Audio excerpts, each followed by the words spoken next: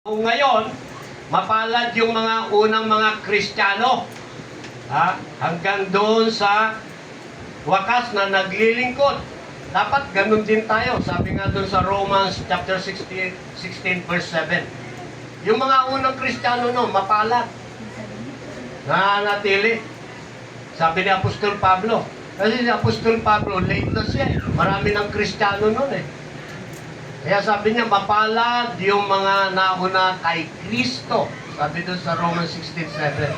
Talaga naman, kung mananatili, mga kapatid. Pangalawa, sabi ni Apostol Pablo doon sa 2 Corinthians 12 verse 2, mga kapatid, mapapalad yung mga Kristiyano na para sa ikatlong langit. Or the third heaven, which is in paradise. Doon po ang mga Kristiyano. Yung mga tunay na mga Kristiyano at yung mga santo at santa na pinaging banal ng Panginoon naroon sa third heaven.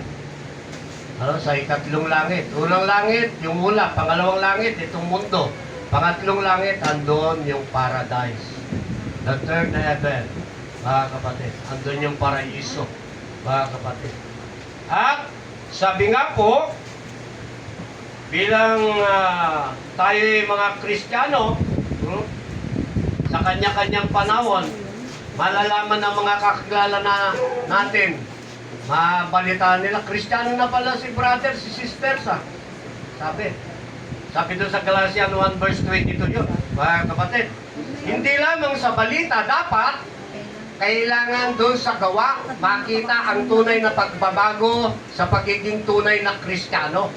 Amen? Sa pamamagitan ng mga gawa na makikita. Mga kapatid, hindi na tayo babalik doon sa luma nating pagkatao. Amen? Hindi na tayo dapat bumalik. Bago nila lang na nga eh. Diba mga kapatid? Kundi sa pamamagitan ng tunay na gawa, yan ang makita sa atin. Ibig sabihin, sa makasanlibutang gawain, iniwanan na natin at inuna natin yung makalangit na gawain. From worldly to heavenly.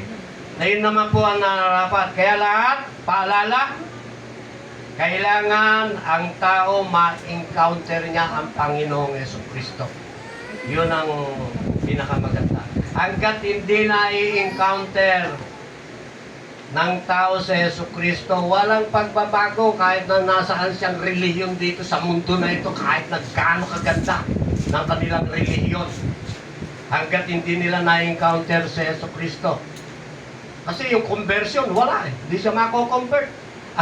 Ang magko-convert lang sa atin, si Jesucristo, mga kapatid. Wala nang iba. Makita nyo, maraming mahuhusay na mga hayag ng salita ng Diyos, pero hindi mababago dahil hindi nila na-encounter si Jesucristo.